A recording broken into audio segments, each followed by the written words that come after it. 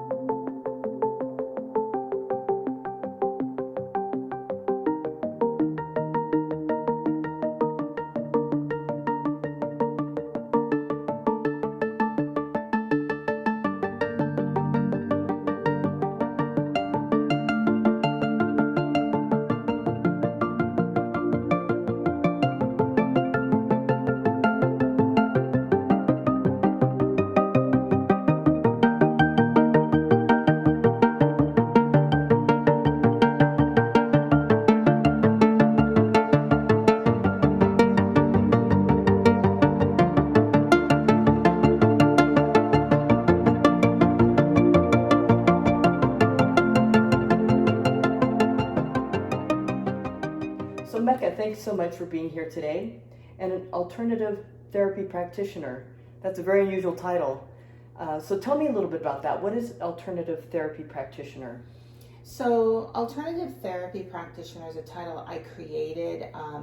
It may not be unique. Other people may have used it, but it's different than a psychologist or other licensed counselors that use some very specific techniques and processes when helping people.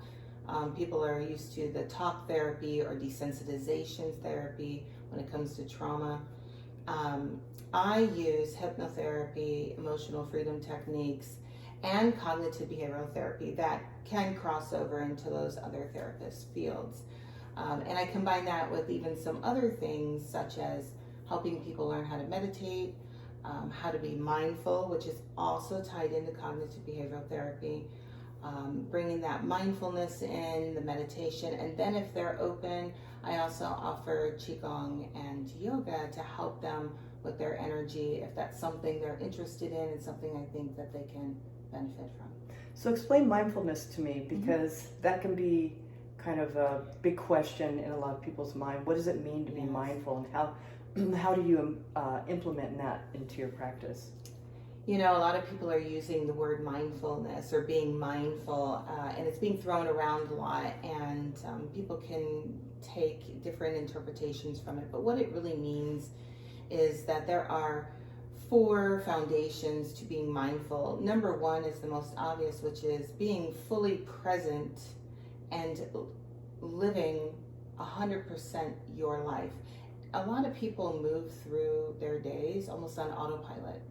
You know, they get up, they have their routine, they make their coffee, they might pack their lunch, they get ready for work, they drive to work, they come home, and it just keeps going, and it repeats and repeats. And suddenly they're like, oh, the week has gone by, this whole month has gone by, because when you're in this state of being unaware, time passes so quickly. And you wonder where the time went or how you spent that time. But when you're mindful, you completely bring yourself into the present moment and you participate in your life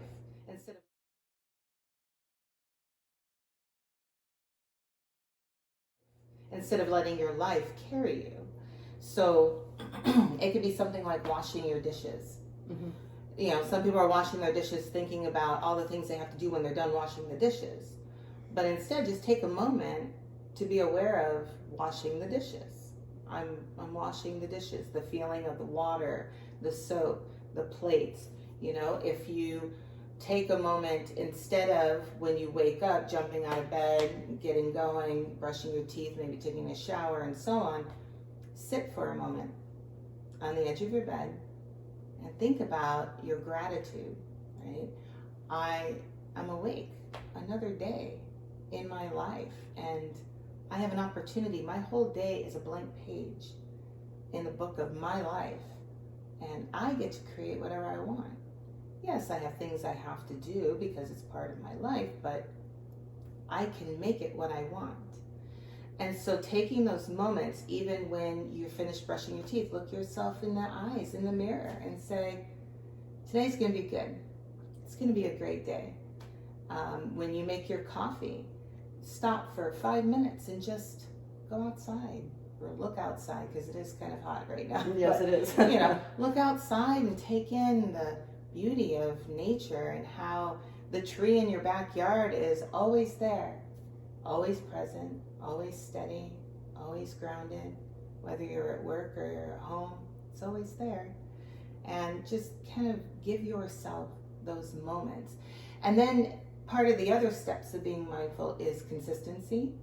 You have to be consistent to start to create a habit. And creating those habits of being mindful means that you don't have to think about it, which is part of the cognitive behavioral therapy, mm-hmm. right? You don't have to think about, okay, I need to stop and be grateful for my day. Okay, I need to stop and I need to be mindful and have my cup of coffee and take in nature. It will just become part of you. And that's where the mindfulness starts coming in, is participating in your life, not feeling like you're being carried by your life. Yeah, and so most people have their thoughts are in the past or in the future, not in the moment. So sure. It seems like mindfulness be something that brings us into the present moment, because that's really all that exists. That's really all that's real. Absolutely. Yeah. The only thing you can control is right now. And a lot of people are struggling right now with depression and anxiety, and it's on the rise, mm-hmm. especially with the younger generations. And depression resides in the past. Anxiety resides in the future. Uh-huh. So anticipating what if, what could, what, that's the anxiety, and the past is where the depression is, where you have guilt and regret and shame and, you wish you would have, right? Mm-hmm. But instead of that, I help people let that go and heal the past, uh-huh. come into the present, and accept whatever the future holds. Yeah, so mindfulness is it seems like it's also a part of meditation too. When you say mindfulness and meditation can be like coexist. Absolutely, yeah. They can coexist. Yeah. But you don't have to. meditation scares some people. Yeah. They say, I can't meditate. Everyone can meditate, but you don't have to meditate to be mindful. Right. Yeah. You can be mindful when you're eating and sitting and really taking your first bite, and how does it taste? How does it feel going down? And when you're mindful in eating, it engages your parasympathetic nervous system. Right. And that's where you can digest better, and you don't get indigestion as much, and the acid reflux and such. But a lot of people are eating on the run, or they're working and eating, and so their sympathetic nervous system is in play, and they're not being mindful of what they're eating, and things just get thrown off balance. People wonder, why am I gaining weight? And why, but then maybe they eat a big meal with friends, they laugh, they have a good time, and the next morning they weigh themselves, they're like, I lost weight. How'd that happen? Because you actually ate a meal where you were relaxed, you were enjoying yourself and sharing energy with other people, and it helps your body. And people don't realize just those little shifts of mindful eating, mindful walking, all of that it plays a part in your happiness and health. Mm-hmm. And have you heard of the Heart Math Institute? I have not. Well, the Heart Math Institute, they've done a lot of research on how there's a brain-heart connection. They've actually discovered that there's about 40,000 neurons in a location on the heart that mimic brain cells. So the heart has its own memory, its own brain. In fact, there's been accounts of heart surgeons who have patients coming back saying, my personality's changed, I have different likes that I didn't have before. Sure. And through their discovery, they found that these patients had taken on some of the characteristics of the donor heart that they received in a heart transplant. So the Heart Math Institute has done a lot of research, extensive research on the heart and its aura, that its aura is like 60 times that of the brain. So when we're feeling, not thinking, but feeling gratitude and love, it affects people around us. And it's estimated that if 1% of the world started practicing gratitude, meditation, that it could change the 99%. Absolutely. Yeah. And that's, I love that you brought that up, because when I teach people gratitude, I tell them this isn't a list.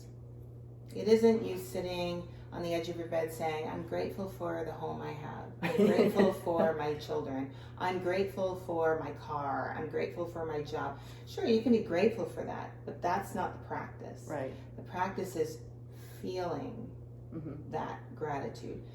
Feeling, allowing yourself to just feel grateful for this day, for just being here. And let it just rise up inside you and just set the tone for the day with that emotion.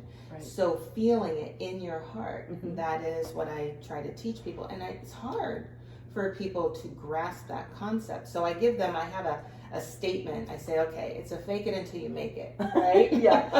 I say, here's a statement. If you're really struggling, just say this statement.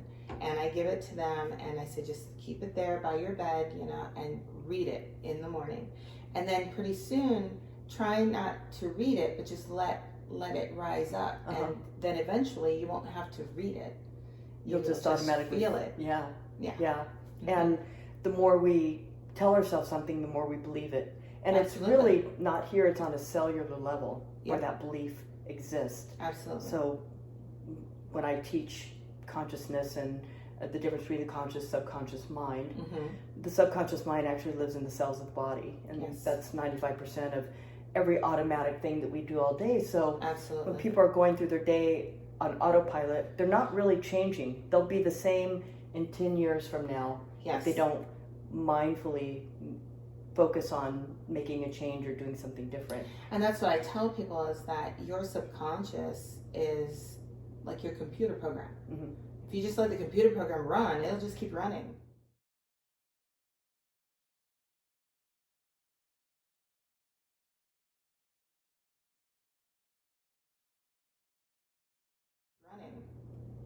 How it's programmed. Right.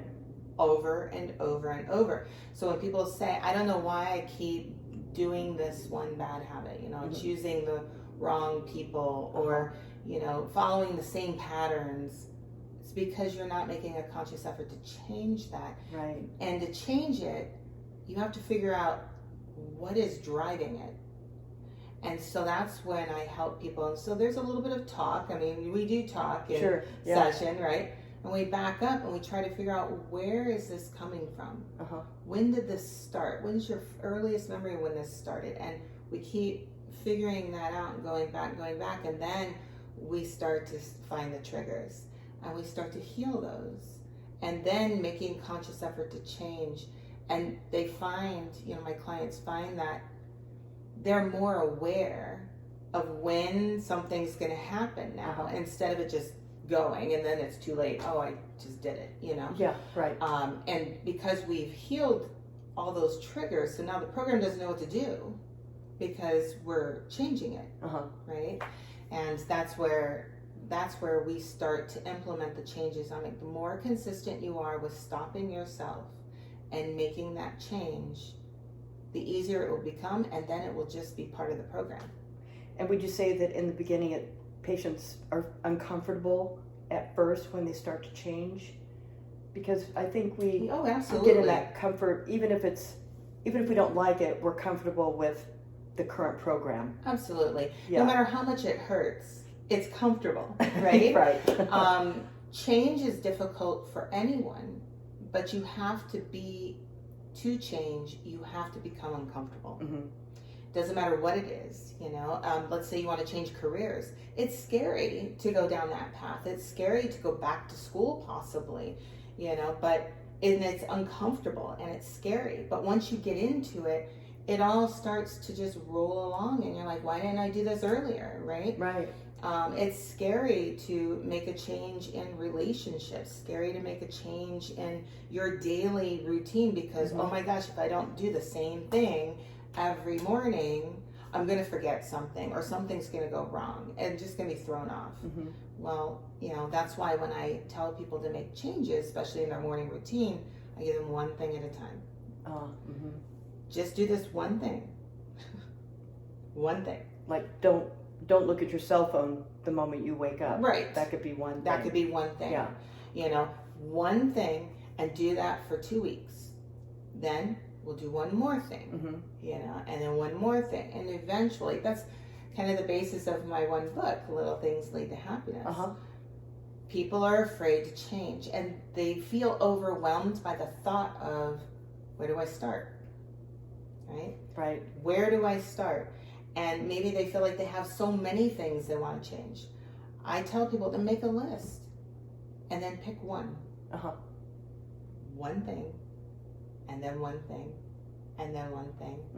And time goes by quickly, as we all know, right? Yeah. Before Before you know it, you have a whole regimen of change that you've completed, and 90 days have gone by, and you're like, wow, that was easier than I thought. Yeah. And now you're on this change journey and you're ready to take on more.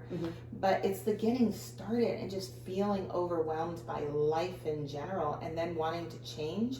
Oh, I can't handle that right now. That's what I get from a lot of people. Yeah. So it is scary to change, but we work through that.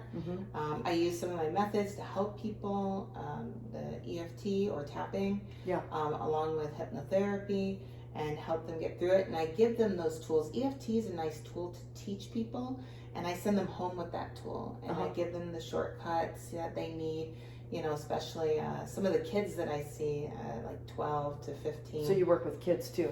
I usually work with 15 and older, but there have been some exceptions. If someone contacts me and it's for anxiety or something like that, I will take the client. Of course, there's a parental form for that. Sure. But if someone's going to bring their child to me and ask me to hypnotize them to make them lose weight, I don't take. There's a certain line I have when it comes to children and what we're dealing with, and I feel like when they reach 15, their brains are at that point now where they're a little bit more logical. I mean, they're still in balance. That's why teenagers are a little, a little off. rough. But that's because that's that last part of that main development, right, of their cognitive brain, and they're a little bit confused. They have more anxiety, and that's also where there's a higher rate, unfortunately, of suicide. Because it's a really rough period, and so that's why I say 15 and older, because that's a really good age. If that child wants to come see me, that's where we can start changing those thoughts and perceptions and starting to heal whatever traumas that they have, because we all have it. Sure, right? Everybody's been through. We're something. all walking traumas, right? Right. That's why it's called life, right? Exactly. We have a lot of lessons to learn. Exactly. We all have lessons to learn. So, trying to get to them early, I'm open to that, but when you get younger than that, you have to be careful what it is you're working with. Sure. So I give a lot of kids shortcuts and something that's very subtle so that they don't feel embarrassed to do it around people. And so it's very subtle shortcuts for them, and helping them get through tests and helping them just through general anxiety, Uh-huh. and little tricks that they can do that keeps them calmer throughout the day, especially at school. Yeah, because peer pressure is tough. Yeah, right? absolutely. Trying to figure out yourself. Most kids are feeling a little insecure at certain ages, and then you've got people making fun of you for whatever reason because kids are mean. Yeah, for sure. There's a lot to There being is. a kid. Yeah. There is. So, I do see some kids, but most of my clients are adults. Mhm. So when you work with kids, do you ever work with the family together? Because it seems like sometimes, and I've seen this before, where parents will just drop their kid off and say, he's got problems, but it's really a family dynamic. Yes. So I do debrief with the parent or parents. For example, one of my clients, I could see that we had two different parenting styles going on. Mm-hmm. And I could see that this child, very smart, knew how to work that. And So he's manipulating. I called him out. Yeah, okay. And say, I see what you're doing, Uh-huh. And he just sits there and smiles, and I'm like, okay, you need to stop, Mm-hmm. And we started working on some other things, like, why are you doing that, and then I spoke to the parents, and now I am not a couples counselor. Mm-hmm. I do refer to couples counselors, so they actually started couples counseling, marriage counseling, right? The parents The did. parents Yeah. did, yes, Mm-hmm. at the same time that I'm seeing their son. Uh-huh. So when there are certain patterns, and when I kind of suspect certain things, I will talk to the parents, and I tell the children that what we say is confidential, Right. unless there is some concern for their safety. Right. If there's concern for their safety, then all bets are off. Mm-hmm. I have to say something, and we have to address that. But I haven't had that situation so far. Uh-huh. Thank goodness. Yeah. But, Right. But you know what to do if you had to. Absolutely. Yeah. Absolutely. So let's go back and let's talk about each therapy you do in Sure. detail. I'd like to start with hypnotherapy because Absolutely. so many people have this idea of the pendulum and you just... Yeah, I know. This is not stage hypnosis, and a lot of times in stage hypnosis, I forget the name for it, but there's a setup, right? Actors. Absolutely. Mm-hmm. Hypnotherapy is just a deep state of relaxation. Mm-hmm. And allowing your conscious mind to rest while your subconscious mind is open to suggestions. Mm-hmm. There are different techniques to get people to rest because people are different. Some people are susceptible more to physical cues versus emotional cues. And so as I'm talking to a person, I'll figure out what kind of words to use or how to phrase different relaxation cues, Uh-huh. depending on the person. And now the thing about hypnosis is if you don't want it to work, like if you're pushing against it, it's not going to. Sure. Because you're constantly engaging your conscious mind. Like, what is she saying? Why is she saying that? And I don't want to go to sleep, or I don't want to, go in and out. That's too scary for me. Right. It's not going to work. Okay. Mm-hmm. So I have to see how accepting they are of it. Do you want to do this? And are you willing to go to sleep? And, because they don't necessarily sleep, but most of my clients go somnambulistic, which they think they fell asleep, but they didn't quite fall asleep because their conscious mind has wandered into a dreamlike state. Uh-huh. But as soon as I count them out, they wake up. Yeah. And I'm like, they weren't asleep. They were just somnambulistic. That's the deepest state of hypnosis. Now, to get people into hypnosis, some hypnotherapists will use pendulums Uh-huh. because watching it makes you tired. Right. They'll use a pentameter, right? Uh-huh. Yep. They'll use light. They'll use a candle. They'll use, whatever. But I tend to just use the talking, story, progressive relaxation, Uh-huh.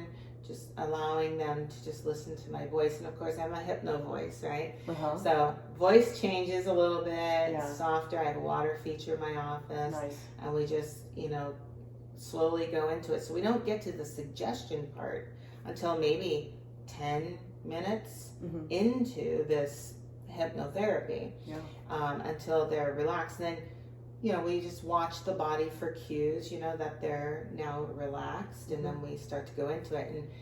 And the subconscious mind likes metaphors, so there's a lot of stories. When I talk about a lake, the lake is your mind, right? Mm-hmm. So when the lake is disturbed, it doesn't reflect reality, and we start to calm the waters, and now it's reflecting the real you and calming yourself, and you're able to see exactly what needs to be healed, and that sort of thing. Mm-hmm. So we use a lot of metaphors in hypnotherapy, like shedding armor, like you're taking off armor because you're so protected, you're protecting yourself so much. Or walls, obviously. I mean, there's a song by Pink Floyd, The Wall, right? Yeah. Building up walls and tearing them down, Mm-hmm. things like that. So lots of different stories and metaphors to start planting in suggestions of all different topics, anything from anxiousness, depression, to healing from IBS. Oh yeah. That's huge. Exactly. Inflammation or other inflammatory conditions. Mm-hmm. Helping with cancer. I currently have a client who's finished up her cancer treatment, and when they went to remove the tumor, they said it was dying. But we had spent 5 months together prior to that surgery, working on focusing on the tumor and how the tumor was dying, and and going through and healing what possibly caused the cancer in the first place. Exactly. Yeah. So hypnotherapy is a deep state of relaxation where I tell you stories, put in some suggestions, and make you feel good. And when you come out of it, it's like you took a nice power nap. Yeah. And you're all good. And it's a more subtle change, where you start to say, oh, this voice in my head saying something different. Which is what you want to happen. Exactly, right? Yeah. That's where the programming, Dr. Bruce Lipton said, the way to change your subconscious is through hypnotherapy and repetition. Yeah. Got to keep doing it. Can't just do it once and think it's going to be all gone. Hypnotherapy, repetition. That's where the CBT, cognitive behavioral therapy, repeating over and over. That's why you say, the more you say something to yourself, the more you're going to believe it. Yes. And because it's the repetition, right? You're imprinting it on your subconscious. And I'm actually going to be doing a series on consciousness. And one thing that comes to mind when you say conscious, subconscious, is that consciousness is the most powerful force in the universe. Also, the more we focus on something, the more our cells change to that vibrational frequency. So if we're constantly telling ourselves we're no good, we'll never amount to anything, then we start to manifest disease because that vibration, we're low vibration at that point, and we stay there. If we stay there long enough, we're going to manifest pathology. But once we raise that vibration, I've said this time and time again, where disease can't live in a healthy body, so even cancers can go away by raising the vibration and changing how you talk to yourself and your belief. Because disease can't live in a healthy body. So once you change the vibration up here, which a cancerous tumor is vibrating down here, it has to change, right? The vibration has to come to meet the high frequency, and the tumor can't exist in that frequency. Yeah. So tell me some of the experiences you've had with clients, with hypnosis, like some of the changes they've experienced, not only just emotionally and cognitively, and behaviorally, but also physically. I've had clients tell me that they felt like this was their last ditch effort, and they felt heavy, energetically heavy. I'm not saying necessarily they're overweight, they could be, but they just feel heavy, and they look tired, and they look sad, and they're not taking care of themselves. You can tell. And I had a client like that, and after the first session, she was just amazed at how she felt afterwards. Now, granted, that's in combination because I didn't do just hypnotherapy. Mhm. But the next time she came in, her hair was done. She looked so good, and she was smiling. And I'm like, wow, it's only been a week. I'm like, how are you doing? She goes, I feel so good. Uh-huh. You know, I'm like, I don't know if you noticed, but I fixed my hair today. I'm like, yes, I did. You look very nice. I've had another client, same thing happened. She came to me because she kept ruminating on some past trauma. And unfortunately, this happens a lot, but she was raped like a year prior, and she just really did not feel good about herself. She said she'd gained weight, and she just didn't feel good. And so we went through a session, and because between session 1 and 2, I like to only have 1 week go by. After that, we can work on cycle time, every 2 weeks or whatever, depends on what they're dealing with. So the next week she came in and she looked so good, and she was smiling, and so physically you see them change. They're shifting, and they're brighter, they're smiling, they're taking care of themselves because they care, know. Whereas when they get into these places, they just don't. They don't want to look at themselves. They don't care, what it is. They just want to survive at that point. Right. So as we start healing some of those things, they start caring. And one of their assignments I usually give people is, okay, when you're at home, I want you to look yourself in the mirror, have a box of tissues, because it's going to be emotional. Right. And these are the things I want you to say. And it's different for each person. It depends on what they're dealing with, right? And I said, and some people report they can't even say it. They just stand there and look at themselves. And that's fine. Try again the next day. Try again the next day. Try again the next day. Eventually you'll be able to say it. Yeah. And you'll cry. But you know what? Crying is healthy. Yeah, right. It releases so much and a lot of toxins from your body that you're holding on to, that's related to those negative emotions and feelings, right? Right. So you want to let that go. So it's, physically I see changes in people as they start my therapy. So that's nice. And that's expected, right? Because I mean, absolutely, it's just the whole biochemistry of the body changes and the energy. Yeah. And I know I've sent quite a few of my patients to you, and what I find as a doctor is that healing, there's blocks in healing. Yes. And it's not the treatment plan that I've designed for the patient. It's their ability to get past these blocks to actually move into healing. And I know I've had a variety of patients with different blocks. I've had patients that are getting some kind of benefit from being sick, because they need to be cared for. Right. That's huge. Or they just don't believe they can get better because they've been sick for so long. So there's a variety of reasons why people don't get well. And I'm a big advocate of hypnotherapy, this kind of therapy in general, just to help people unblock those false beliefs. I love that the first example you gave me is some people, want to be cared for. Some people call it the victim mentality. I actually call it out in my book, in the first chapter, Why It's So Hard to Change, and for you to do some introspection. And one of those is because you're addicted to being the victim. Right. So let me stop you for a minute. Tell me about your books real quick. Yes, absolutely. Because I want everybody to know about your books.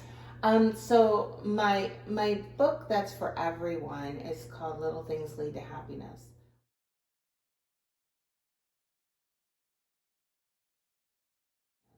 A lot of people ask me, because I have my own story, my own journey that's quite interesting. And people who have known me for a long time and who know my story, they ask, well, how did you get to this point where you're so calm most of the time? And, you always smile, and, you're living your best life, living in balance. I'm like, it was a journey. But I started with one thing at a time. Yeah. One thing at a time. Of course, I had my wake-up call moment, right? We all have that dark night of the soul, right? Right. And that's when I decided to take one step at a time. So The book talks about why it's so hard to change. It defines mindfulness, kind of what we talked about, and then how the book works. And it's a 90-day journey, and it's a working journal, because I find a lot of people want something to track, something to write in. Now, you don't have to write in the book. You can keep a journal in parallel instead of writing in the book. It's up to you. But it gives you little things, and it starts to progress, starting with take 2 minutes in the morning to meditate, and your first meditation is breathe and count.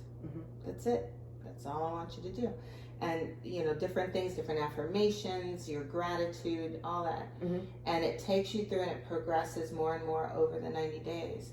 So at the end of 90 days, you can look back and say, look at what I've done, but also being compassionate with yourself. So there's a check-in every week. What went well? What didn't? Right? And knowing, I'm not perfect, but I did a lot. I didn't do everything, but I did a lot. So this next week I want to do more, so it's just a check-in and then continuing on. And that's basically what that book is. My other book is a booklet. Okay. Specifically for people managers.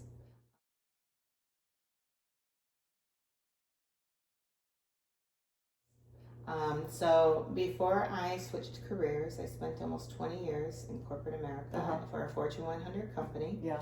And I was a global leader for their self-service platform. And so I had employees that were not local.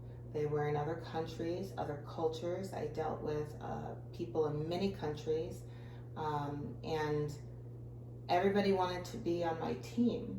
And I was seen as a very strong people manager. And as I was getting ready to leave, because I said, all right, I'm switching careers now, there was a purpose to my timing. And people from different departments that I'd worked with for years said, are you going to write a book on how you did it?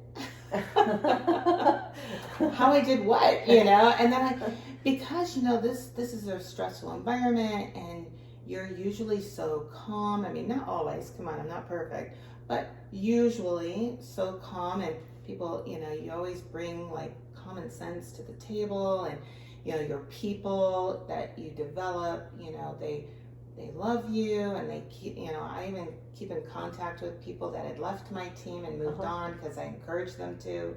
How are you gonna communicate how you did it? And I said, well, okay, I didn't think about doing that, but all right, if you guys want a book. And thinking about being a people manager, we don't have time for long books.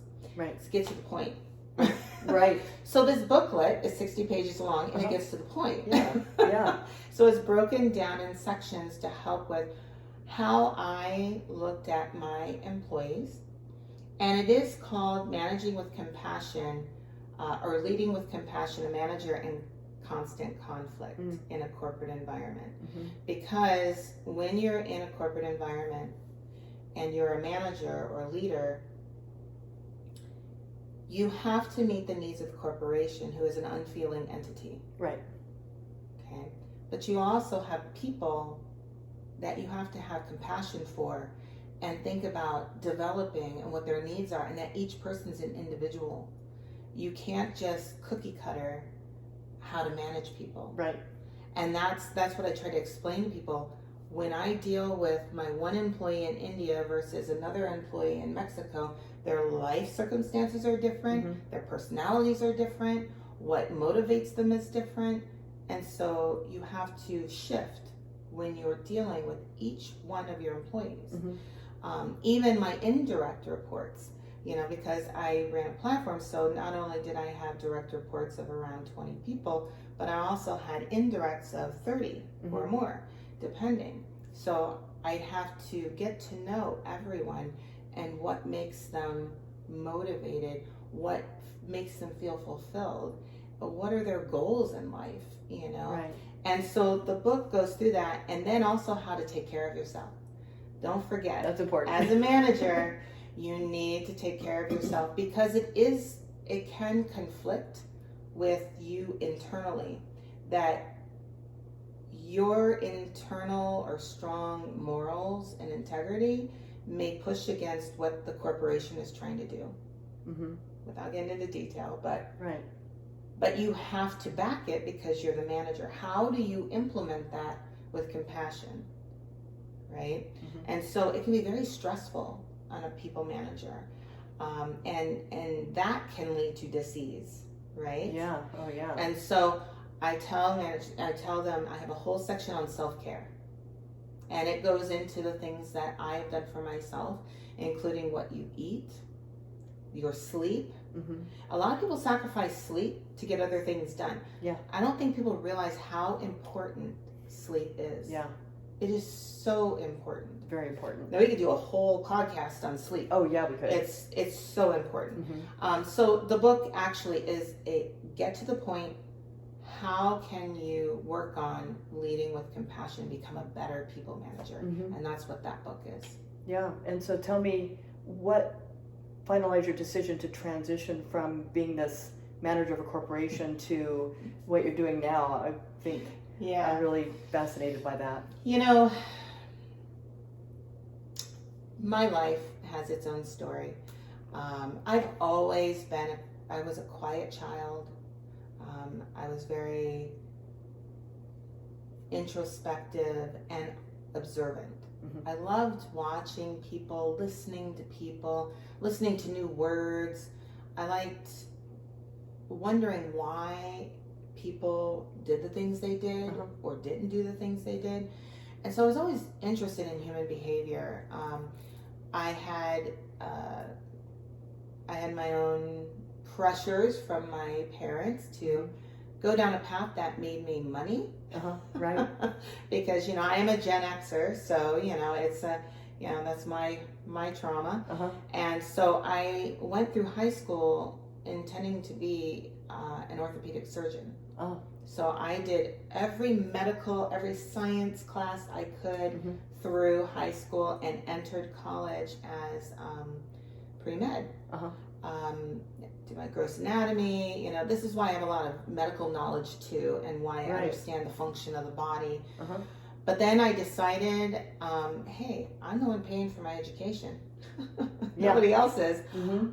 I want to do psychology. So that's when I shifted to psychology. And I graduated with my degree, but during that time I met my daughter's father. And, life took an interesting turn because... And how old were you at this time? Well, I married him when I was 24. Okay, so we got married. We were both 24. I didn't have my daughter until I was 29, but it was a very interesting, toxic marriage. Now, I don't hold anything against him. A lot of people are saying, don't you regret marrying him? You know what? We're all on our own paths. Sure. He has a right to change just like I do. Sure, exactly. So, and I'm glad to say I'm seeing great improvements in him. I don't talk to him often, but, my daughter's like, oh my gosh, Dad is different, and, he's doing his thing, and that's great. But that took me on a different path, and I got pressure from him to make money. So I ended up on this path of just going down corporation after corporation, right?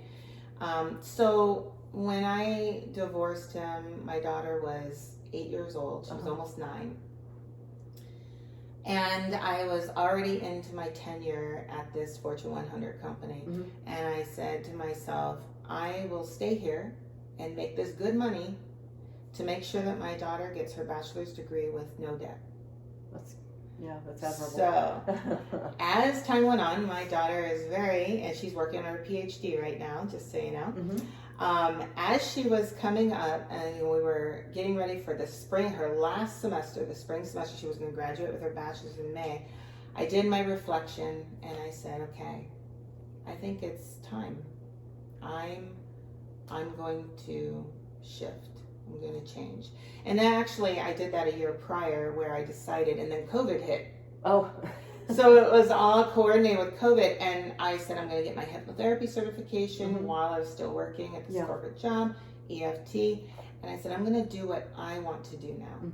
And so I left my corporate job. A month later, she graduated, and I was 100% shifted into a new career, Wow. which makes me very happy. And talking about taking risks and making changes, I mean, absolutely. and don't you think that's empowering for anybody Sure. when they actually step out of their comfort zone and accomplish something that they didn't maybe know they could accomplish or even think about before? Absolutely. Yeah. And, and I tell people it's never too late to change. Right. And, while I was in corporate America, people would be shocked that I didn't have an IT degree because of my position. I'm like, I have a psychology degree. I have a psych degree. I use it all the time. But So beware. I worked on myself. I worked on, really being aware of how I communicate with people, learning how to present better, how to communicate more efficiently, and directly, so that I wasn't misunderstood as much as I was used to being misunderstood. Because I was a quiet child, Right. so I was encouraged to be quiet. So communicating was difficult for me. But that 20 years at that company taught me a lot. And I grew as a person in my personal life as well. So it was a good development time. I also got my yoga teacher certification during that time, and qigong teaching experience. All of that came together during that 20 years. So, it was all worth it, and it was preparing me for this moment, Right. to make my shift. Yeah. Yeah. And would you say now you're fulfilling your purpose in life? Yes. Yeah. Yeah, when you really do embrace your true purpose, it's so amazing, and you can be so busy from morning to night, but you know that you've done something that you were meant to do, and really giving to other people. So it's very energizing in return. And it's hard for me to fathom doing something that doesn't actually help people with their own success, right? Yeah. Let's talk about some of these other therapies that you do. The emotional freedom technique. I think that's, even I have some questions about that. Sure. I want you to talk about that in detail. Absolutely. Yeah. So emotional freedom techniques was created by Gary Craig quite some time ago. I want to say in the 70s, maybe 60s, 70s. I actually have a link to one of his videos in my FAQs on my website regarding that. People call it tapping. It became very popular, and you would see it, and then it got quiet, and then it got popular again, and it got quiet, and now I see it popping up again and again. It's starting to get popular again. Basically, it works on acupressure points, just like acupuncturists and acupressurists use, except they're very key points, and you focus on specific events or emotions for healing, and use suggestions or talking. There are different techniques within it to release it from your body energetically and from your energy body. And that's where like shortcuts come into play, like my kid with anxiety. I would tell him to pinch his ring finger right here. Yeah. And then if his heart was racing, like he was going to get a panic attack, to pinch his little finger right here. Because this is part of the tapping as well when we work through. There are many different tapping points and techniques. Sometimes if a person comes into my office and you can tell they just need someone to listen to them and to dump on you for an hour and a half, I'll tell them, tap your collarbone, and I'll show them the point. I'm like, just tap, keep talking, and tap. Keep talking. Just keep tapping. Keep tapping. And then I might say, okay, tap your breastbone. Keep talking. That's the tap and talk, right? So they're actually releasing it from their body as they're venting or talking and really getting things off their chest, right? And so a lot of people look at me like, really, this is going to help?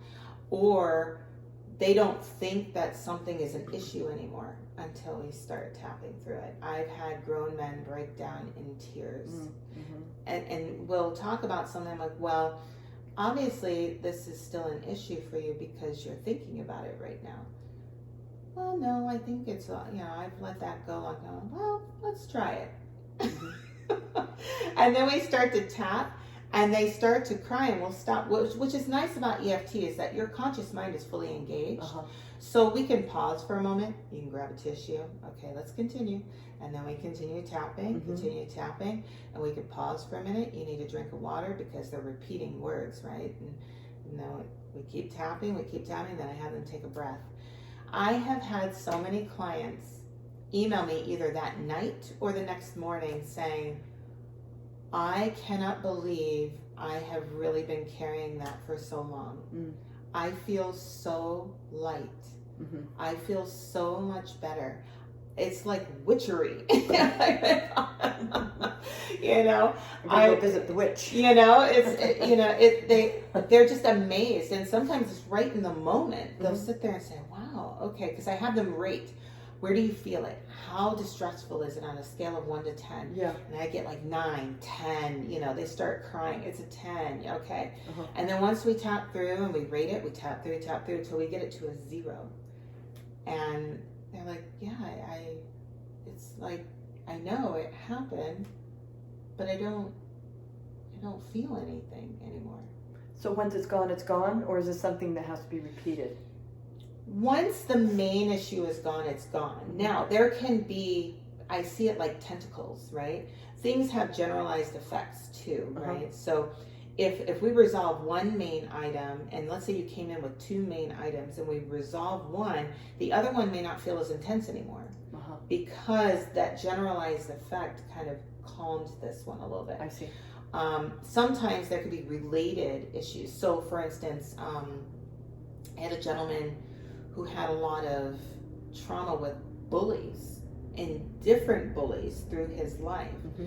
And we focused on one and it was resolved. But then when he thought about the other bully, that wasn't resolved. Right. So bullying events in general, not necessarily, right? But the one person that we did resolve, he could think about them and be okay. Yeah. So you see what I mean? So one event, one experience. Now, if we try to address anxiety in general, let's say, okay, I know I'm feeling anxious, but okay, that's not specific. The more specific you are, the more effective EFT is. But we can try to give you some relief by being general. Right. And so sometimes I will do a general tapping just to help give them something. Because sometimes I get clients that are so distressed, they can't stop crying. And so we just start jumping into it and we just start calming themselves. And then there's another technique in tapping called tearless trauma. And so one of the things that I start with is I tell them, I want you to imagine taking that event. You don't have to even tell me about it. I don't need to know about it. You can give it a label, but I want you to put it in a file. And then I want you to lock it away. I don't care what it is, you decide. It could be a huge, strong safe. It could be a well. It could be a oil tank. I don't care. Whatever. You decide, put it in there and lock it. And it's safe there and it can't hurt you there. And that's where we start. And then people will calm down very quickly. And then we start going through that tearless trauma process. So then it's starting to escalate it until finally they can tell me the details of the story. And we may have to stop and tap through that specific moment in the story. And then I make them back up and talk through it again. And then they can get past that point and so on. And then I tell them, okay, now let's think about this event, this trauma. And then they get to 0. To where they don't even have anything to talk about, right? Right. Yeah. So they know it happened. There's also a matrix re-imprinting technique that you do with EFT. But there are a lot of different techniques within. And so if I feel like I can't get it to total 0 at the end of tearless trauma, then I go, okay, we're going to the other technique now. Let's finish this off, right? And then we get it to 0. Yeah, so it's just releasing that energy from the body. And it's something that they learn. So after they've been in session with me a couple of times, I give them the classic with a couple extra points, right? The classic recipe, it's called. And I usually give them a photo and email, and then the order in which to tap and everything, and how to do the setup and all that kind of stuff, so that they can do their own tapping, or tap in the moment, or tap on other things that come up for them, you know, so that they can do it themselves. That's the beauty of EFT. You can take that home with you. Yeah. And so, is there certain places they tap for certain things? What are the specifics of the therapy? Yeah, so all of the points have a purpose, right? So the body it's spiders with channels of energy, and you know, throughout the body, just like veins and arteries, you know, it's everywhere. So you have two key tapping points, which is the top of your head and the back of your neck. Okay. Because these link to all meridians. Okay. Yeah. I have one kid, he loves the top of his head. I'm like, if the point feels good, it feels good for a reason. Tap it. When you're feeling upset, tap it. There are certain things about like ruminating on the past, having a lot of guilt, also addictions. You tap the eyebrow point, right? If you're anxious about the future, it's under the eye. Yeah. There's if there's like some trauma in your past that you wish you would have said something, like maybe stood up for yourself or whatever, you tap here, right? So there are points. Your pressure release, like a pressure cooker, is your collarbone point. So this calms you a lot. There's even something called collarbone breathing. I posted on my YouTube on, you know, for free, how to do collarbone breathing. And this point is your release, to practice your breath and to just release. Your healing point is your breastbone. Okay. You know, your heart meridian is your little finger. You know, that's why I tell people, I'm like, you know, a lot of people have panic attacks and they're not having a heart attack. They might think they're having a heart attack, but they're not.